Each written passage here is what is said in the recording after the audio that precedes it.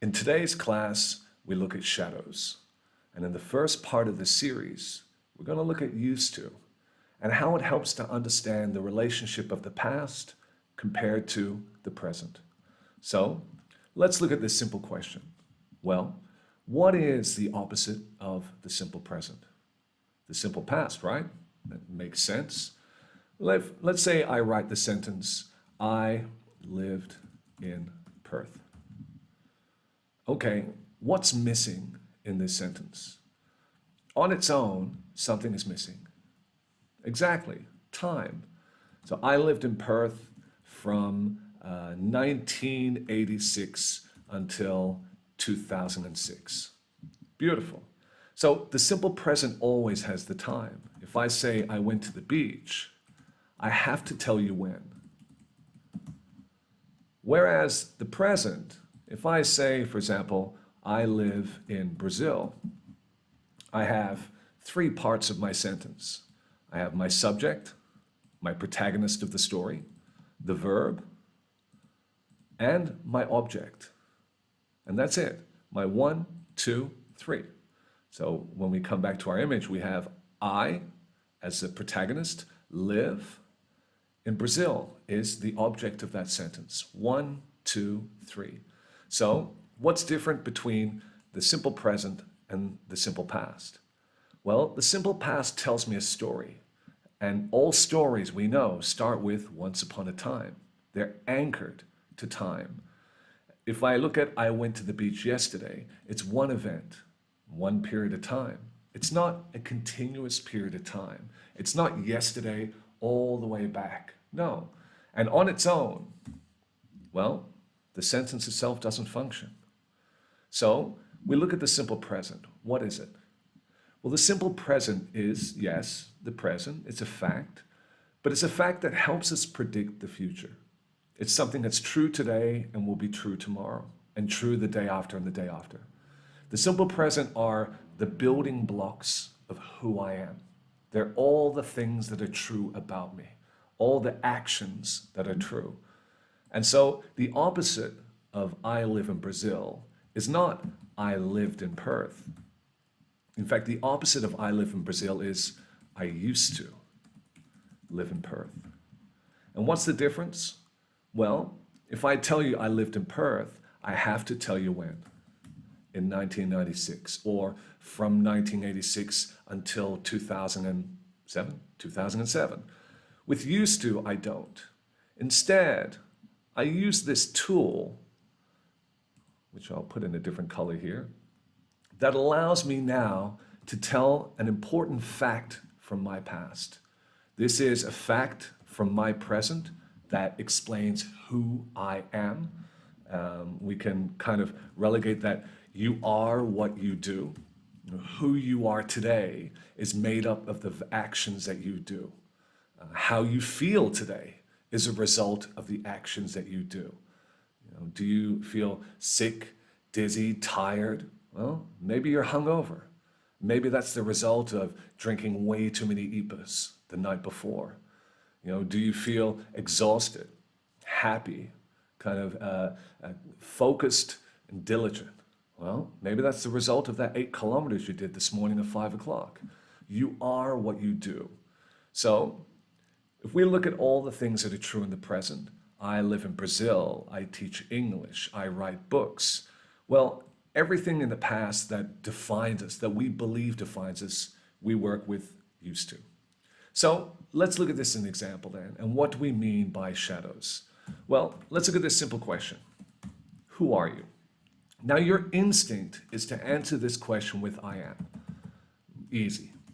For example, I am Kian. Really?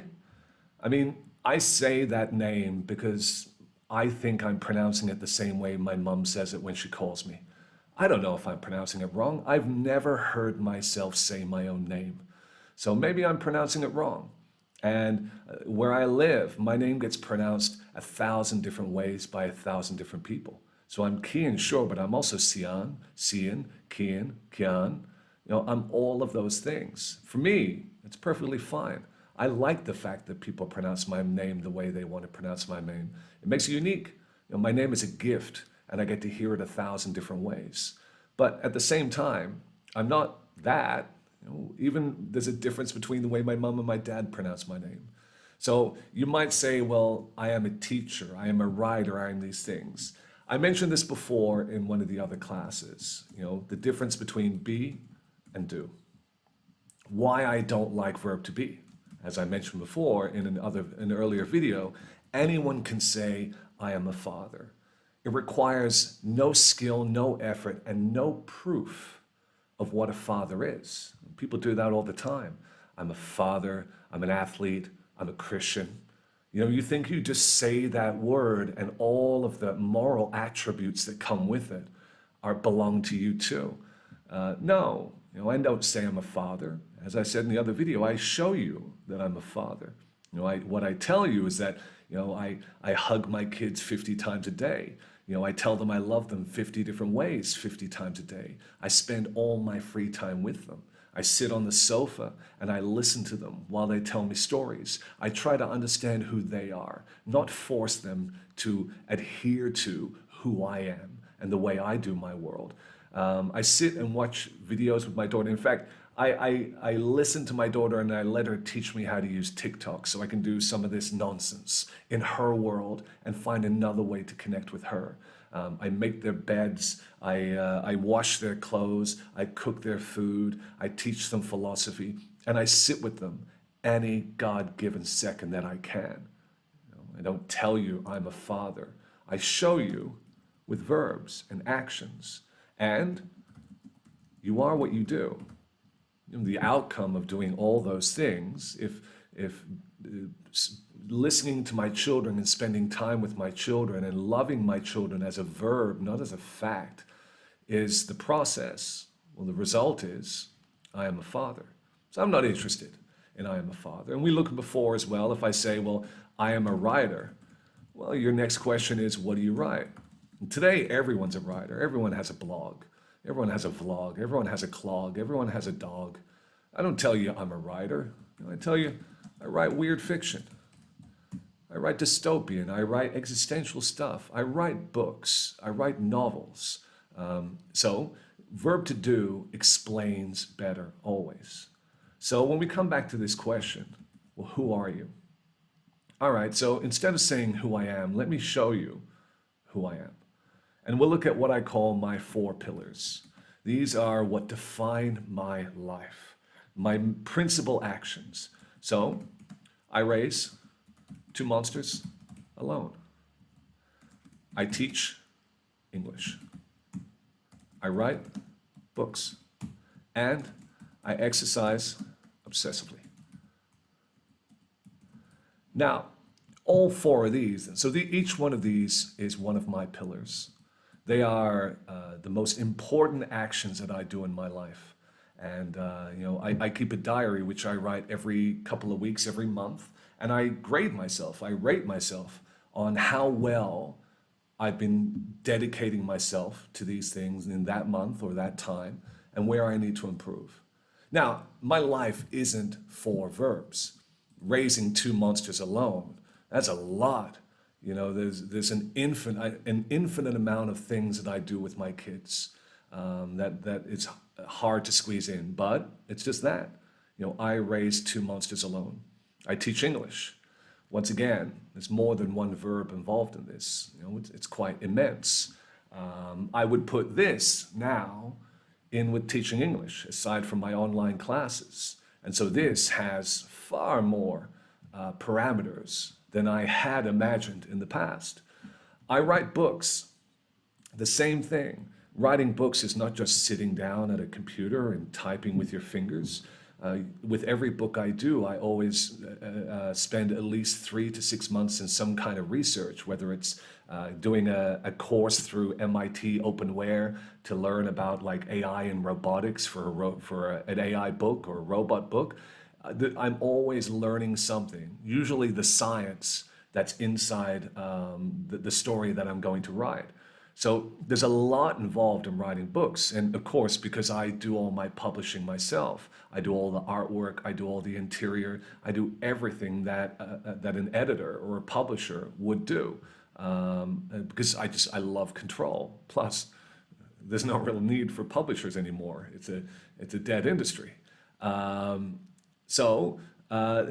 again, it's simplified. I write books and I exercise obsessively. Sure, that's a simplification. I practice yoga once a week. I lift weights in my garage 4 days a week. I run between 8 and 10 Ks with my dogs every day. I meditate usually twice or 3 times a day, sometimes just all on a Sunday. That's an oversimplification here. But these are my 4 pillars. All right, so we'll say that this is who Cian is today. Who Cian is today is what he does. And these are maybe the 4 pillars, which is, I raise my kids. I'll put this here right in my heart. Then we'll say maybe that, I teach online. Then maybe now I record classes. So we'll put that as the next one. I write books. And of course, I exercise obsessively. All of these actions make Cian who he is today, which is happy. All right, so then if this is who are you, what we might want to know was, well, who were you in the past? And so instead of saying, for example, the opposite of this, like I didn't raise or I did things alone, what we're going to do is we're going to create our shadow.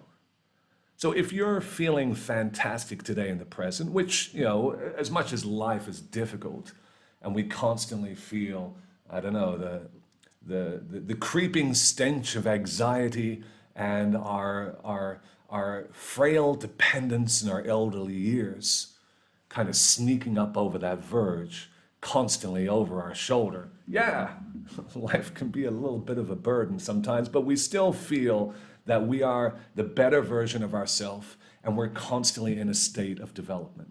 Most of the time we do. It's just the way the brain works. Even if you're negating me now, it's just because you want to negate me. The reality is your brain is always trying to say, yeah, I'm glad we had all those experiences in the past because I'm better now than who I was 10 years ago. So that's one way to look at it. So when we're resolved in the present or we're working on ourselves, well, your shadow is like a Frankenstein's monster. Your shadow is usually the opposite of that. Your shadow is the parts of you that were weak, ineffectual, scared, underdeveloped, whatever it is. You make this Frankenstein monster, not out of one event in your past. You make him out of something stupid you said when you were 11 years old, something stupid you did when you were 24, and a bunch of dumb things you did last week. And you make this bizarre kind of monster that's always behind you. That if you feel that if you stop being noble, you stop being good, you stop focusing on being better, you'll become that version. In the same way, if you're feeling sad today, and you feel miserable, you feel that you are a lesser version of yourself, you didn't live up to your potential. Oh shit, that's some heavy stuff. Well then, your shadow is going to be the complete opposite of that.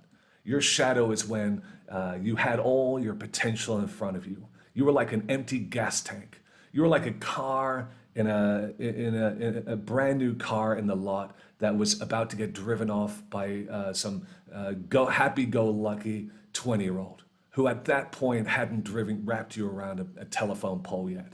But that's it. In the present, if you're sad, well, when you look in your shadow, you were happy. If in the present you're happy, when you look in your shadow, you're sad. Or a mutated version of who you are today. So what do we mean by that? Well, if in the present I say, I raise 2 monsters alone, well, I might say, well, I used to have no responsibility. I might even go one step further and say, I used to not know the true meaning of love. The love of your kids is fucking fantastic. But it's very true. So, and I can find any way to express the opposite of this. I used to be lost. Now, that's not to say that I have no idea where I am or where I'm going.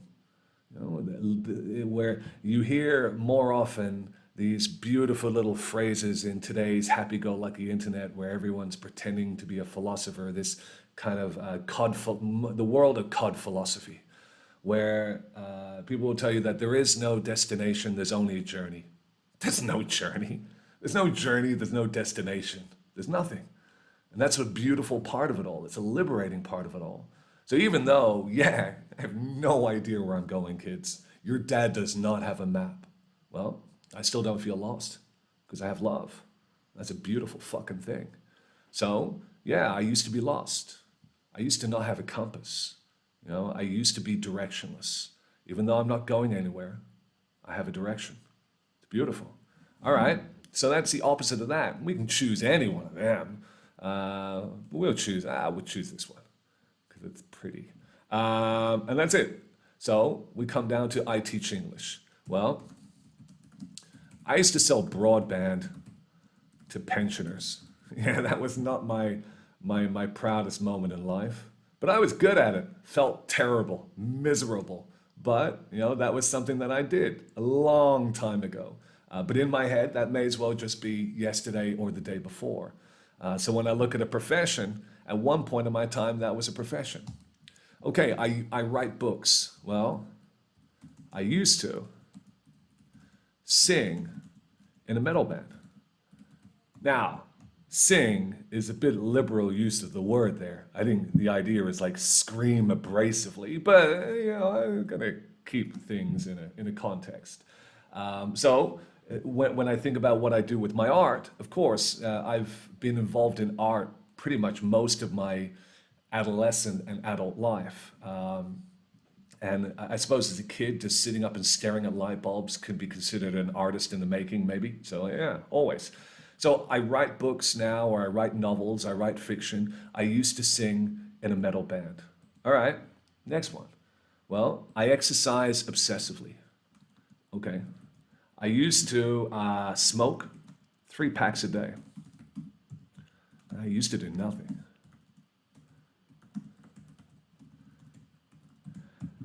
I don't like for it to be, we can just put this one in here for the fuck of it. I used to be sedentary.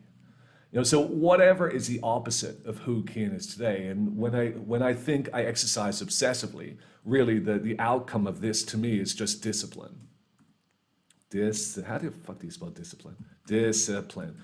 Discipline, and as well, like what I like to call noble suffering. You know, the suffering that you choose. You're always going to suffer, so you may as well choose what that suffering is. So for me, exercise is that. Exercise is just chosen suffering.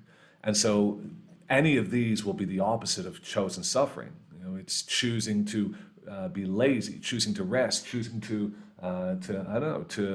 be a little bit weaker. In this case, you know, sedentary. So it could be any of those. So in this case, what am I doing? This is me here in the present, and used to is my shadow. Yeah, and my shadow is, like I said, it's a Frankenstein's monster. It's something from when I was younger. In this case, like I didn't choose anything negative for like the opposite of my career.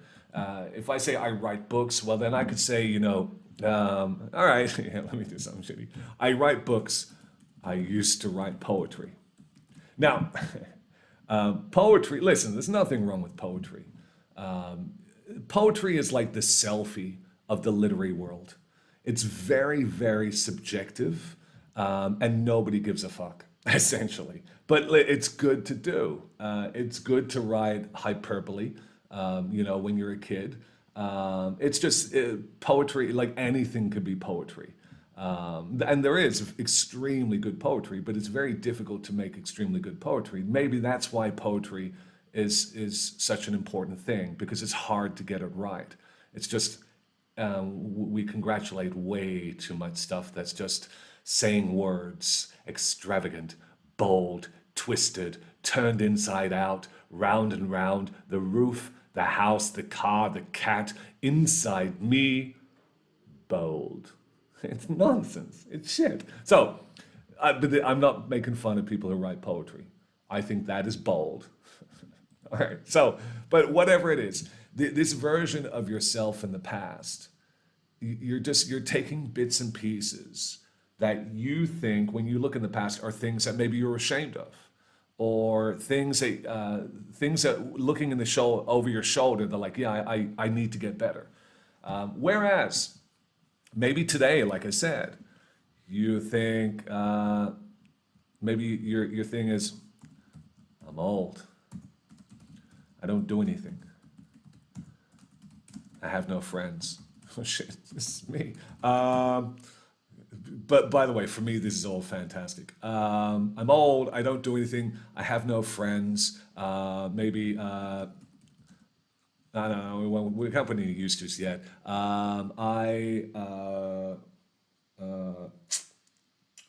God, I complain too much. All right, so maybe that's someone today. Someone today is depressed. You know, they're not satisfied. They got old. They're looking through those photos from when they were like 24, 25. Everything was different about their lives. And yeah, they're feeling a little glum. They're feeling a little down. So they're going to look in the past and say, you know, I used to have so much energy. You know, I used to travel so much. Maybe I used to go to bars all the time. I used to go out. I used to have fun. There we go. I used to have fun. I have no friends. I used to have a ton of friends. And then they closed down. Oh, fuck, what was the name of that one? Oh, MySpace. Oh, King, you ruined that fucking thing with bad timing. I complain too much. I used to go with the flow. Whatever it might be. Right now, they're looking in the past. And once again, it's another Frankenstein's monster. It's a version of them that was capable of doing everything. And of course, the opposite is true today. And so these are what our shadows are. Whether we like it or not, it doesn't have to be that tragic. You know, if I look at writing and I compare my first novel to my 22nd novel 10 years ago, I used to be ashamed. I'm all right. I'm in a healthy way. I'm ashamed of everything I did. I don't like the books I did. I think they're all horseshit. But only because that's part of progress. And you know, as a writer, I'm just ashamed of everything I've done. Writing is weird, or art is weird. You always have this weird relationship with your art, just because there's so much of your own kind of fragility, shame, and disgust that went into creating something. It's like you had to dig your fingers into the dirty soil of your past to be able to kind of plant those seeds of an idea, to then kind of work on a story that is able to kind of give some fruit. And so, yeah, your relationship to it is very different to anyone else who reads what you do. But even still, when I say, like, when I look over my shoulder for writing, yeah, I'm always going to judge it critically. That, I used to be a little more hyperbolic in my writing. I used to be a little reckless. I used to have to be impatient. You know, I used to have bad anxiety when I was writing, and that's a massive one. So as well, if we look at these shadows, we know we can define what we do here in the present. This is us now in the present. You know, you are what you do. You are what you do. Or in this case, this is what you used to do. This is who you used to be. A bunch of verbs. You know, if you don't like who you are today, it's pretty simple. And, I say, you can't change who you are. Who you can. You can't change who you are, but you can change what you do. Paradoxically speaking, if you are what you do, if you change what you do, you change who you are. Very, very simple. One weird dilemma we had over recent years is understanding, for example, maybe body image, the difference between be and do. It's never nice when we think about a body and we say, well, I am fat. You're not fat. You know, you have a body and it is fat. You know, it's very true. You know, you have fat, not that you are fat, but you have fat. You can't lose what you are, but you can definitely lose what you have. So the difference between verb to do and verb to be is quite interesting. And so when we look here, this idea of our past, you can't change who you are, but you can change what you do.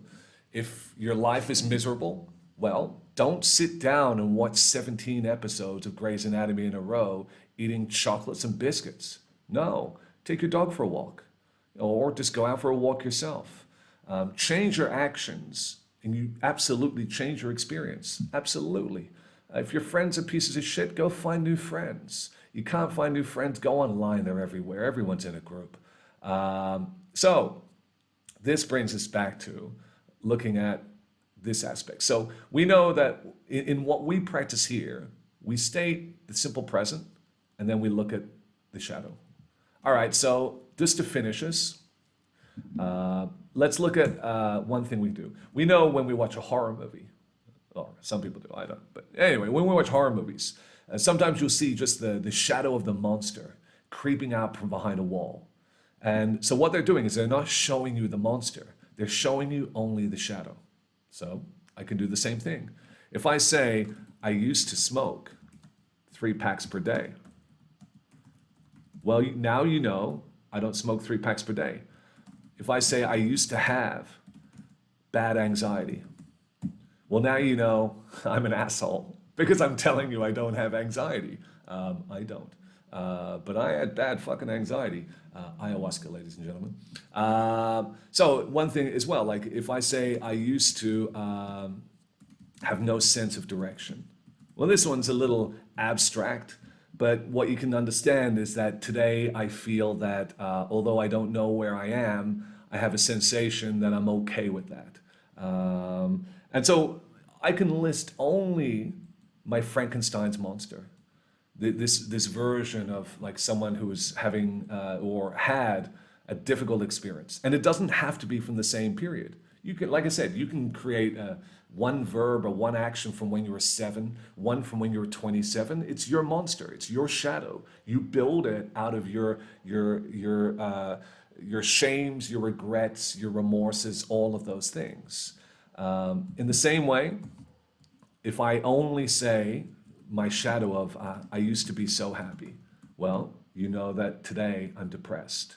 If I say I used to do so many things, you know what I'm really telling you is today I'm upset because I do nothing. I just sit at home and watch people teach English classes. I'm not making fun of you. You're amazing. Everyone else is fucked.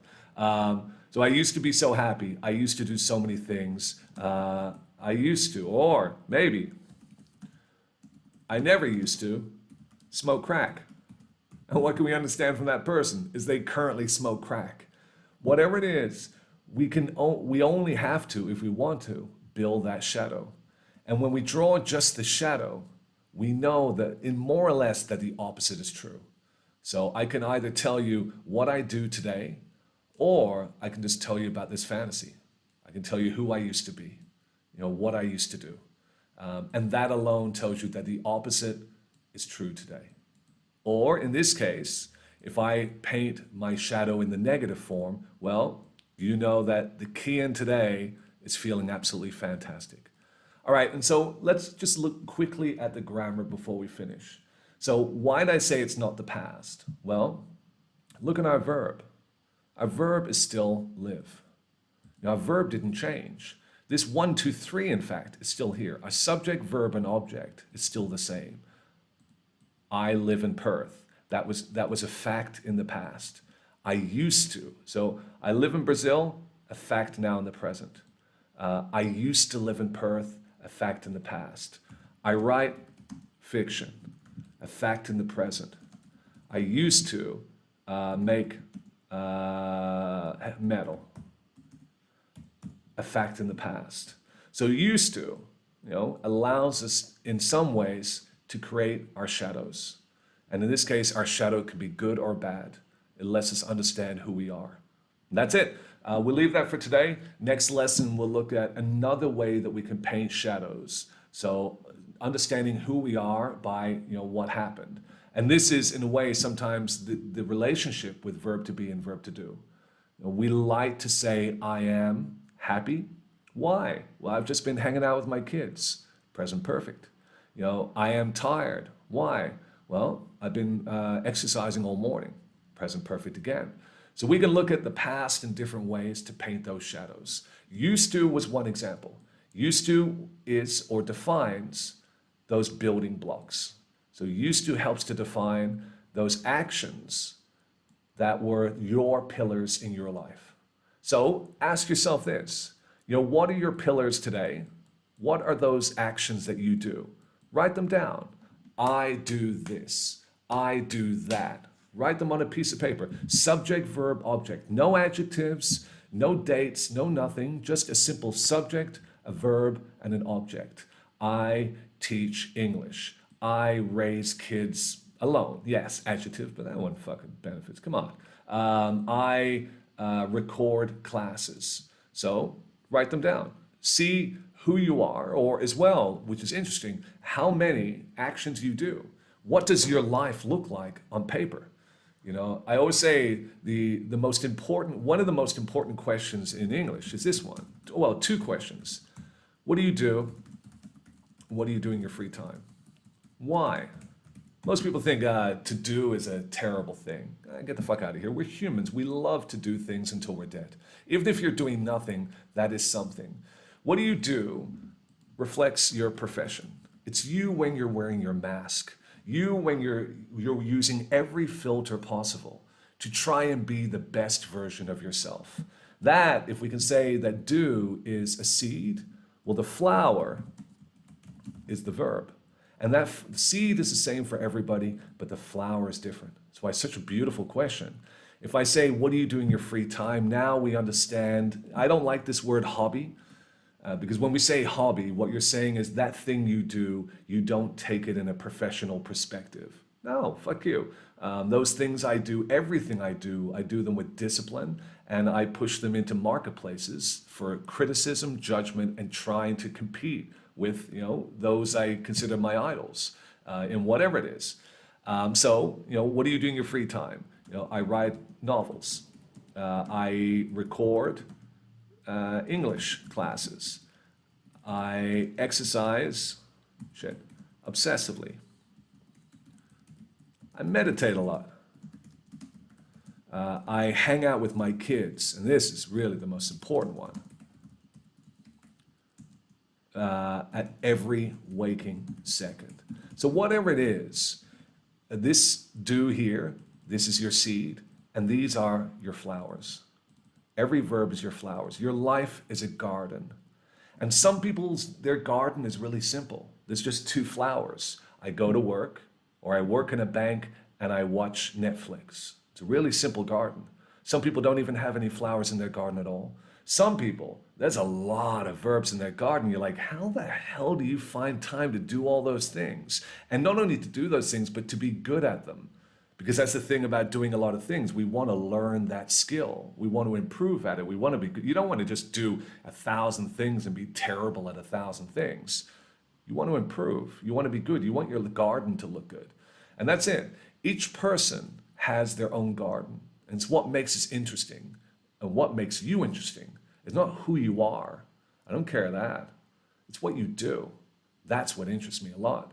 And so with this, these truths or this simple present are just those building blocks of you today. Used to is the version of you in the past that's either good or bad. Listen, guys, thank you so much for that class. If you have any doubts whatsoever, please send me an email. My email is in the box thing, the fucking thing, the thing. My email's there, cseanmcgee@hotmail.com. If you have any doubts, I can make a class. I can build something around it for you. I write books as well. I don't know if you know that, but I've written a lot of books, 22 novels.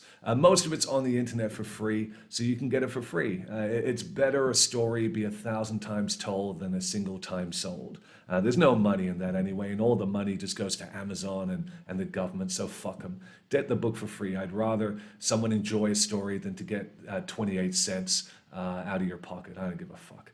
So I got books out there. They're terrible. No, they're okay. They're okay. In fact, by the time this goes to air, which I don't know when this is, that might even be in a couple of weeks, I will have already put one of my short stories up there for you to read. So go watch one of my short stories. I think it's something about Batman, the man in the dress. I think it's one of those ones. What else? Oh, like and subscribe. When I used to watch videos in the past, I never knew why that really meant a deal. I knew, but I just didn't give a shit. Press that button. It literally does nothing for you, but it does everything for me. So just click the subscribe button. It fucking helps. And help me to make my own Davidian Church. Yeah, the only reason I'm doing this is because when I was a kid, I watched Waco, Texas unfold, and I thought, I want to have people follow me too. So that's it. Listen, guys, thank you so much. As always, love the people who love you. Everyone else is just a piece of shit. This has been Kitty the cat and me, Kian, the upside down guy. And we'll see you in the next video. Thanks so much.